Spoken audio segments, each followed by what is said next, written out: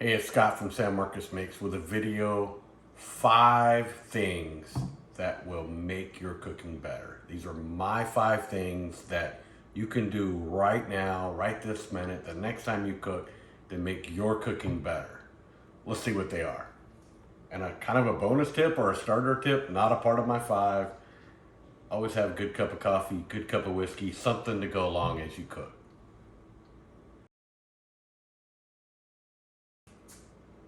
Number 1, measuring. Cups, but the proper way to do it. So, as you can see, there are so many different styles of ways to measure. And we're talking about measuring volume. You have one that just has this really hard line to use. Have an old, I think this is a Tupperware. All of these are really good for liquids. I wouldn't say really good because some of them are not really good, but this style is all for liquids. Here's one I really like that it's kind of a syringe style. You put it on whatever you need, and then it works really good for peanut butter. Push down, but it's kind of adjustable. Easy to save space. The standby Pyrex is very easy to see, but all of these are mainly for solids. I apologize, I said that wrong. Liquids. These are for your solids, your flours. These are Williams-Sonoma's, one of my favorites. Very easy to read. Fill it up, scoop it. But the most important part about this is all of these are inaccurate. I'm going to do an entire video to prove this theory that this 1/4, this 1/4, this 1/4, they're all different. So how do we fix that? It's a very, very simple way to fix it. Let's get these measuring cups out of the way. If you do not have a kitchen scale, this is very inexpensive. I think at the time, I've had it for a couple years, but I think maybe $20 on Amazon. If I can find something similar, I'll put it down in the description. But a very simple weighted scale. 1 cup of flour versus whatever the weight is. I will have to look it up. But those is a better way. It's more accurate. Let me zoom in and I'll show you some of the things you can do with this. All right, so let's take a look at the scale and how to use it. So you have the on-off button. Most scales are going to have most of these buttons. You're going to have unit measures. Mine does grams, pounds, pounds and ounces, ounces, milliliters, grams. So we're going to use grams. I'm going to demonstrate with some flour. Now, if you just put the bowl on, you're going to see that this is 697 grams. Instead of doing the math in your head, most will have this tare button. All that does is going to zero it out. You can see it's kind of fluctuating, but it should not change too much. But if you want to have multiple ingredients, do your first one, tare it out, to add the rest of it and keep going. So let's do basically 1 cup. So when I Googled this, it told me that it was 120 grams. So I'm just going to keep going until I get 120 grams. So we're at 24, 81, 120, or 102. Remember, I'm going to 120. Okay, so I'm at 121. So I want to take a little bit out. Look at that. Just that little bit right there went from 118, 119 to 121. That's how accurate and precise this can be. It can really make that big of a difference. Okay, so we're at 120. So now we're good. Again, if I wanted to add something else, say it called for 25 grams of sugar. I hit the zero out button. This is obviously not sugar, but let's just pretend it was, and I need to add 25 more. I just keep going.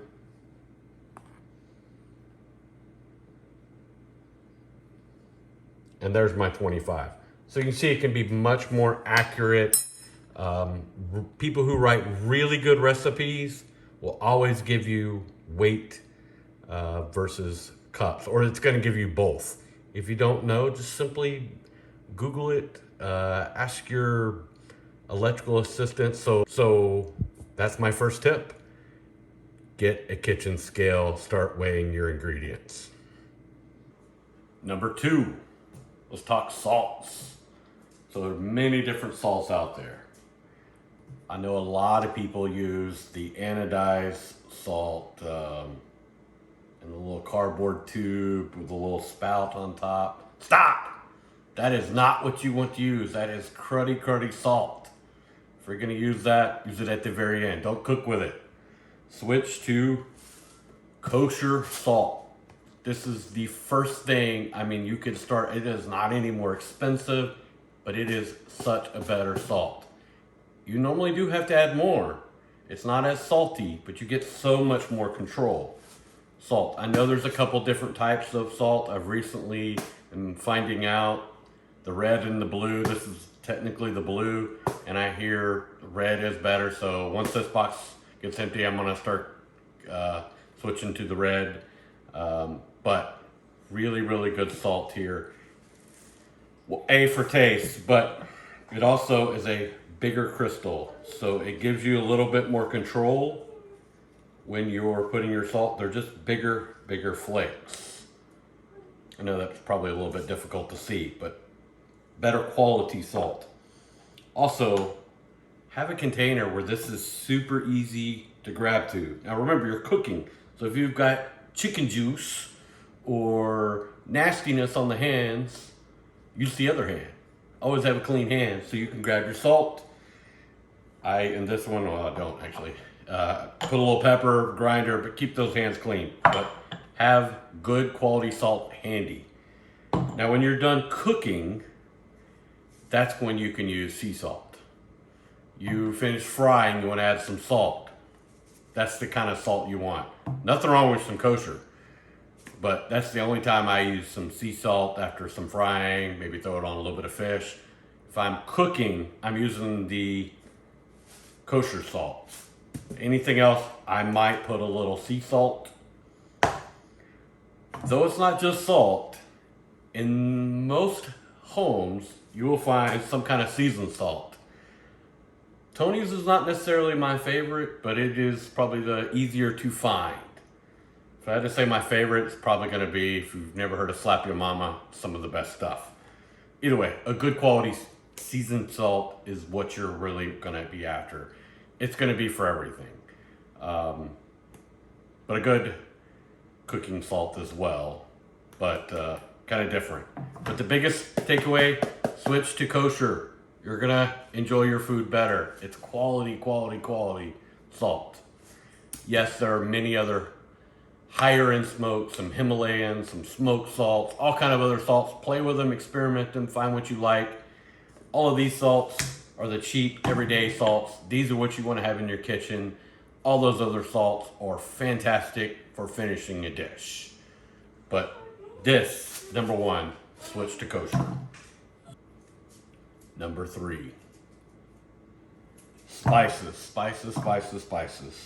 So, I think a lot of us have these big pack of McCormick seasonings, Weber seasonings that maybe you have to shake them because they're all broke up. They clump together. Maybe we've had the local grocery store. The ATV does make a good one, glass container, but not helping my cause here.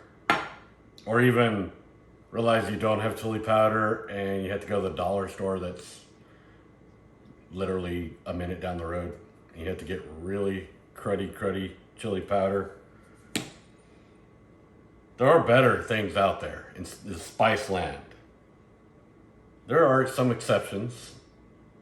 Old Bay is always going to be in my kitchen. It's one of my absolute favorite. Never tried Old Bay. It is not just good on fish.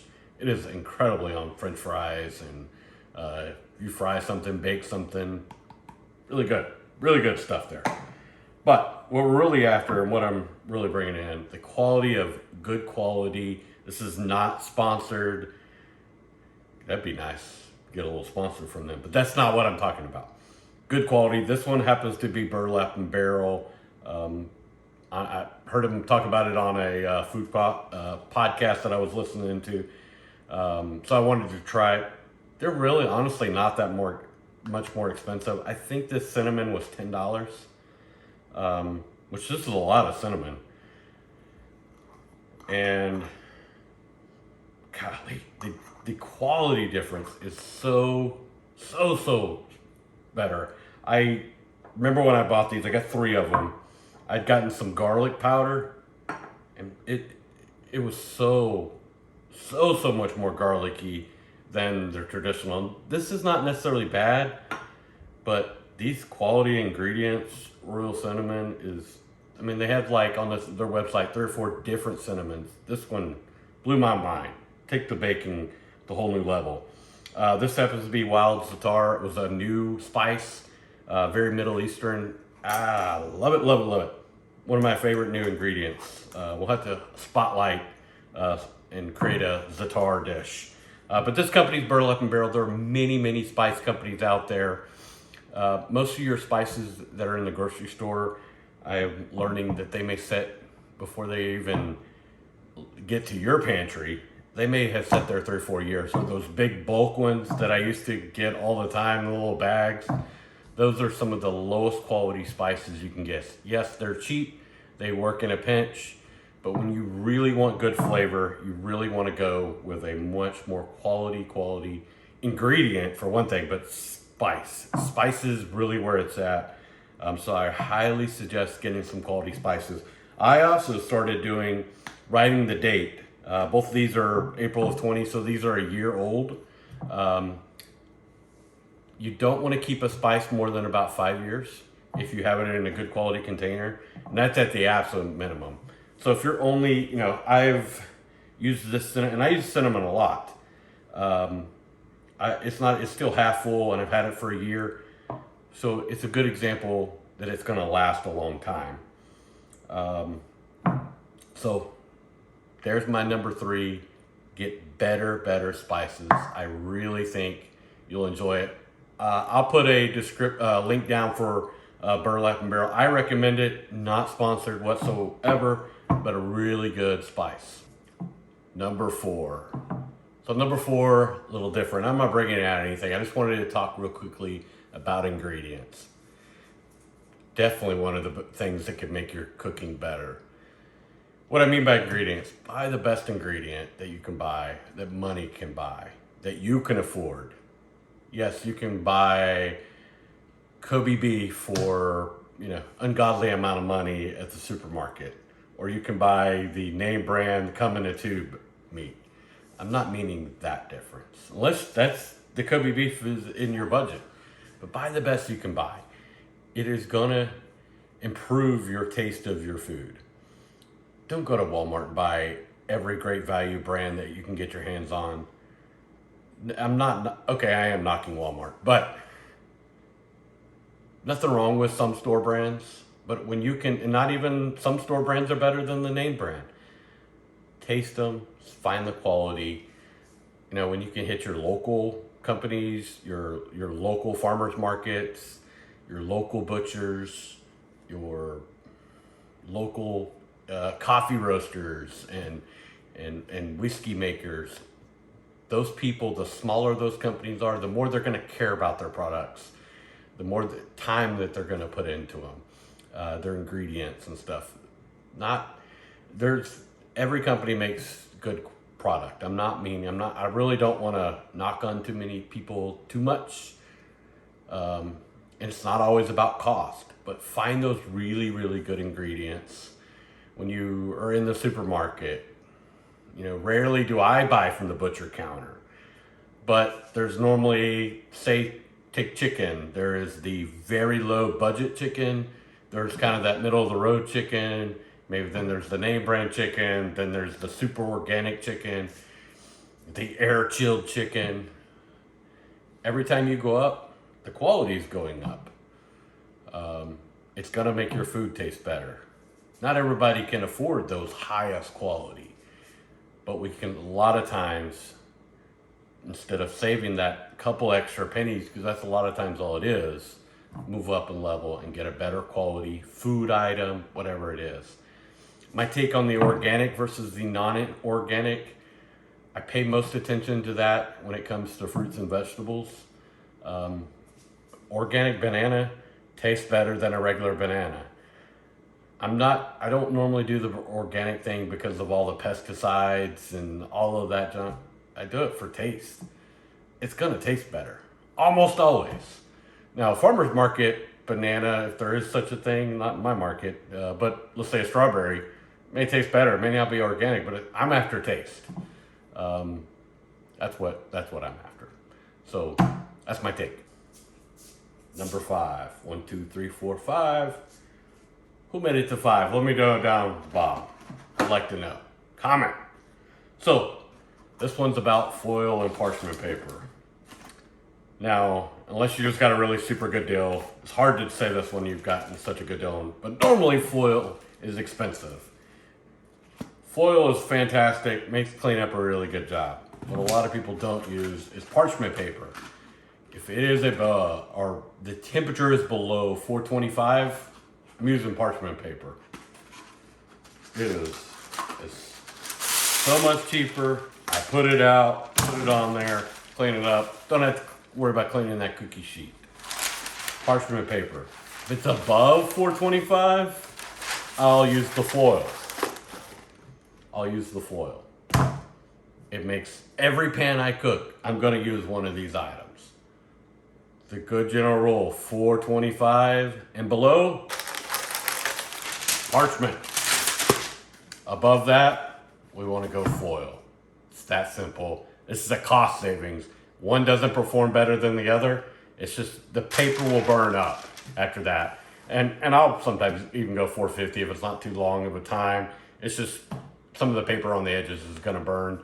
But really, 425 and above, I'm gonna stick to foil. Below, I'm going with parchment paper. Save you some money. So I had to throw in another one that actually just started using. So every single morning, and I mean every single morning, my daughter wants toast with cinnamon and sugar. Well, the most pain about this is cutting, because we use real butter, cutting all those pieces so that they'll melt, and you normally try cutting them early before you put them in the toaster. Try to get them out, because if you leave it unmelted, she's going to grab it and just eat it. So we have seen a lot of people use these, and I was kind of nervous for food reasons and bacteria and all that kind of stuff, but did a little research. So we bought a butter container. There's a couple different variations. They're pretty inexpensive, less than $20. My wife picked this one. It was more of a decor thing, but you can leave butter. And I mean butter. I don't have any idea about that other junk that claims to be butter. I don't know if you can leave that.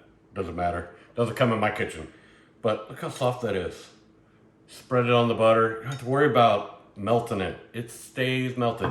But when I was researching about the food safety on these, anywhere from 1 to 2 weeks, we keep 2 sticks in here. 2 sticks of butter are not going to last in my house. 2 weeks. I mean, baking, cooking, throw it on some toast, whatever you want. If you want a little bit of butter, this is the way to go. Wish I should have been doing this for years, but little bonus tip. Just keep it right out on the counter. All you gotta do, nice soft butter. So there you have it. My 5 things that you can do right now. Maybe a trip to the grocery store, but for the most part, a lot of these things you have in your kitchen right now. But these are 5 things that you can start right this minute or the next time you cook, and it will make your food better. Hey, if you have any other good tips, let me know down in the comments. Think I missed something, disagree with something, let me know down in the comments. If you like this video, please consider subscribing. Trying to build this channel, and I would really, really appreciate your support by your subscription, thumbs up, and all that kind of stuff. And what am I supposed to say? Oh yeah, ring that bell. No, I'm just kidding. I would never ask you to do that. Hope you enjoyed it. Thanks.